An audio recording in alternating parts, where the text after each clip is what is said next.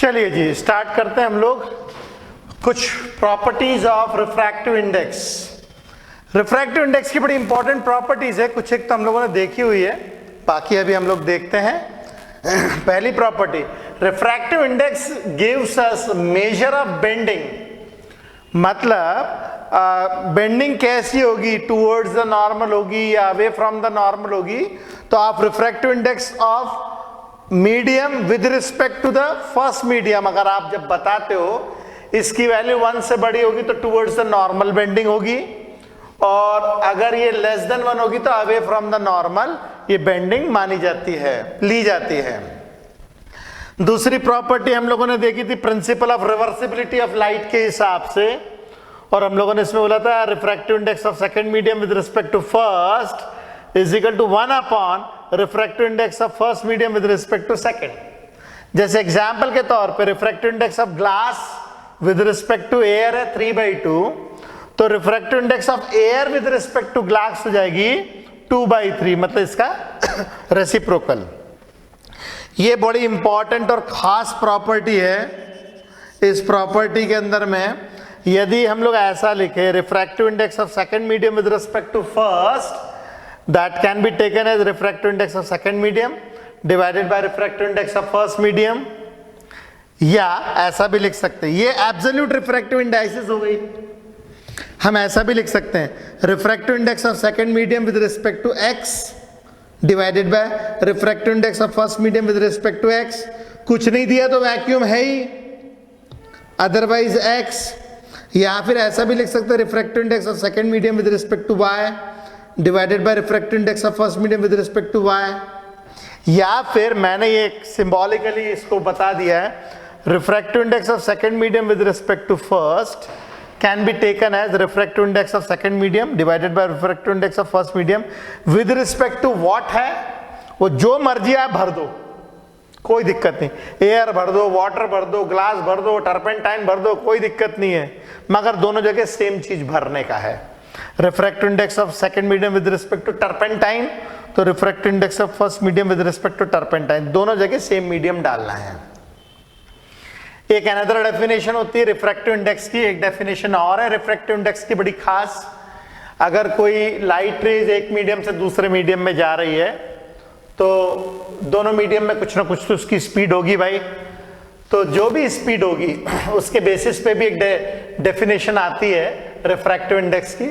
Refractive index of second medium with respect to first is equal to velocity of light in first medium divided by velocity of light in second medium, velocity of light in first medium divided by velocity of light in second medium, मतलब v1 upon v2 हम ऐसा लिख सकते हैं। इसी से आगे बढ़े यदि हम लोग वेलोसिटी को लैम्डा इंटू फ्रीक्वेंसी लिखते हैं हम लोग, velocity is equal to wavelength into frequency, और फ्रीक्वेंसी का भी चेंज नहीं होती है, लाइट यहां से यहां पे आ जाएगी तो भी फ्रीक्वेंसी चेंज नहीं होगी, तो यहां पे लैम्डा चेंज हो सकता है डेफिनेटली। तो v1 की जगह मैंने लिखा लैम्डा 1 इंटू न्यू, v2 की जगह लिखा लैम्डा 2 इंटू न्यू, क्योंकि ये चेंज तो होने वाली है नहीं, कट जाएगा। तो एक और फॉर्मूला मिलेगा हमें, refractive index of second medium with respect to first is equal to lambda 1 upon lambda 2, मतलब रेशियो ऑफ वेवलेंथ्स, ये कहलाएगा रेशियो ऑफ वेवलेंथ्स। ये भी फॉर्मूला कुछ कुछ जगहों पे इस्तेमाल होता है। ओके, इसके बाद क्वेश्चन नंबर 5 देखते हैं हम लोग। क्वेश्चन नंबर 5 बोले property 5, refractive index indicates the amount of bending और ऑप्टिकल डेंसिटी। देखिए जो डेंसर मीडियम होते हैं, डेंसर मीडियम लाइट को ज्यादा रोकते हैं। ऑप्टिकली डेंसर मीडियम का मतलब ही यही है। ऑप्टिकली डेंसर मीडियम का मतलब ये कि लाइट को वो ज्यादा रोकेगा। ज्यादा रोकेगा क्यों? क्योंकि उसकी ऑप्टिकल डेंसिटी ज्यादा है, तो कई बार उसको ऑप्टिकल डेंसिटी भी बोला जाता है। Refractive index indicates the amount of bending और optical density. Refractive index of optically denser medium जो है वो रेयरर मीडियम से हमेशा ज्यादा होता है।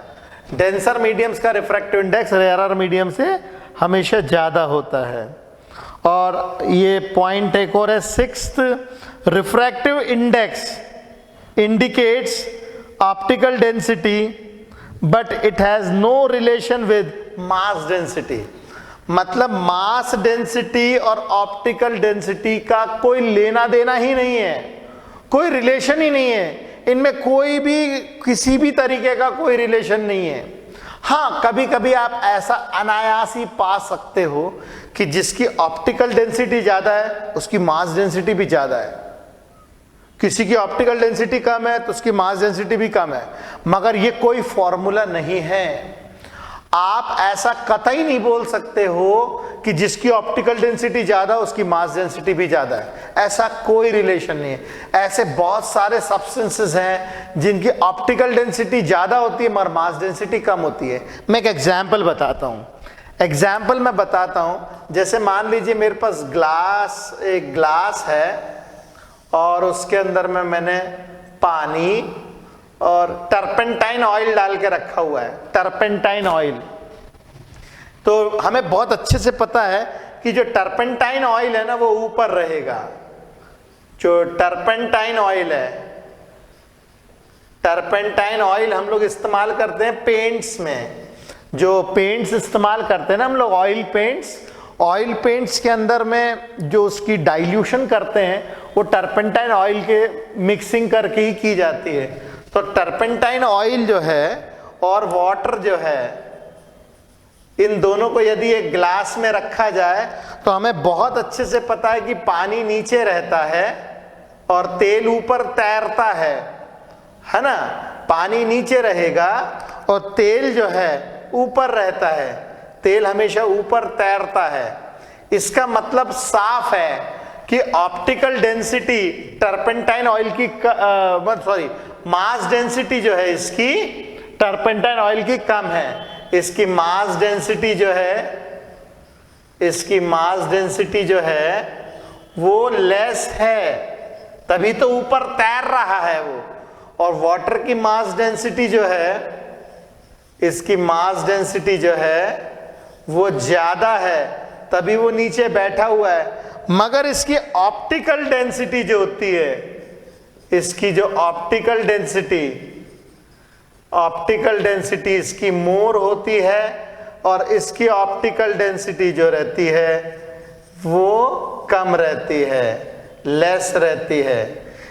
वाटर का रिफ्रैक्टिव इंडेक्स जो है, रिफ्रैक्टिव इंडेक्स ऑफ वाटर जो है, मैं यहां लिख देता हूं, refractive index of turpentine oil होता है 1.42 के आसपास होता है, और रिफ्रैक्टिव इंडेक्स ऑफ वाटर जो होता है वो 1.33 होता है। इसका मतलब ये हुआ कि टर्पेंटाइन का रिफ्रैक्टिव इंडेक्स ज्यादा है, मतलब ऑप्टिकली डेंसर मीडियम है, मगर मास डेंसिटी कम है। देखो ऊपर तैर रहा है, मास डेंसिटी कम है मगर ऑप्टिकल डेंसिटी इसकी ज्यादा है। तो मास डेंसिटी और ऑप्टिकल डेंसिटी में कोई लेना देना नहीं है। ऐसा हम नहीं कह सकते कि जिसकी ऑप्टिकल डेंसिटी ज्यादा उसकी मास डेंसिटी भी ज्यादा।